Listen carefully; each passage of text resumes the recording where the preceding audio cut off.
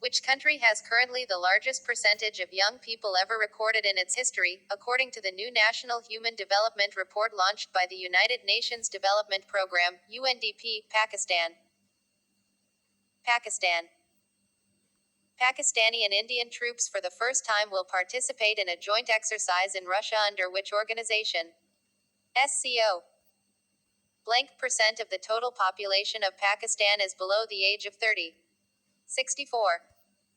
Nihal Hashmi released after 1 month in prison due to contempt of court case on the 28th of February 2018. As per Tobacco Atlas, how many people are being killed by tobacco-related diseases in Pakistan annually? 160,000. Pakistan has acquired another communication satellite on March 22, 2018 named as blank. Paksat MM1. ECP has announced to set up blank display centers for voters lists in Pakistan. 14,487.